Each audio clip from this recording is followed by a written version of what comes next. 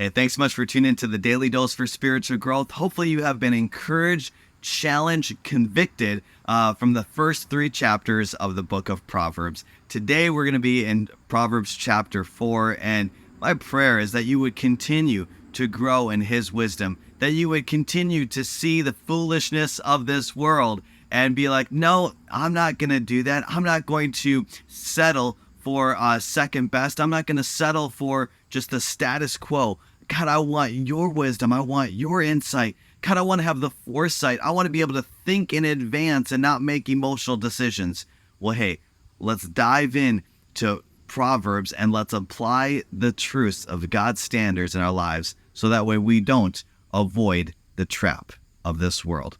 Proverbs chapter 4.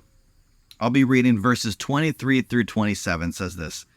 Guard your heart above all else, for it determines the course of your life. Avoid all perverse talk. Stay away from corrupt speech. Look straight ahead and fix your eyes on what lies before you. Mark straight path your feet. Stay on the safe path. Don't get sidetracked. Keep your feet from following evil. So those are some practical things there. But I want to go back to verse 23, where it says, guard your heart above all else.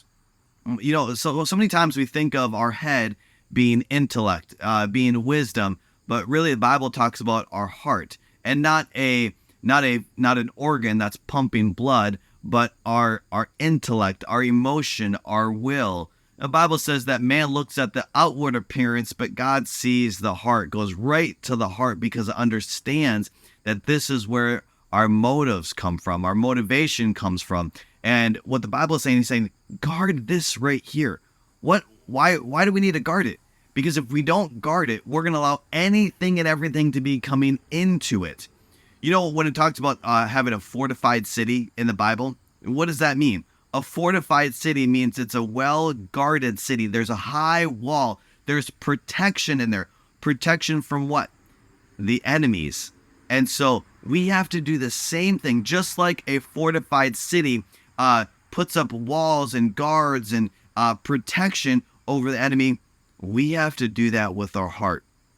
Well, how could we do that? How can we put a wall, no, we're not going to, not a physical wall. But what we can do, how can we guard it? We guard it with what we put in it. See, what we put in it is the wisdom of God. So when we put the wisdom of God, that gives us protection, because then we understand then how we can avoid perverse talk, corrupt speech, the ways of evil, that we know, hey, if I walk down this path, I know what I'm going to do. I know what I'm going to say. I know what I'm going to participate in. And so I'm going to choose to avoid that because I want to guard my heart. Listen to verse 23 again. Guard your heart above all else, for it determines the course of your life. So have you chosen to guard your heart? If not, would you choose to do that today? Would you choose to go to the Lord with humility?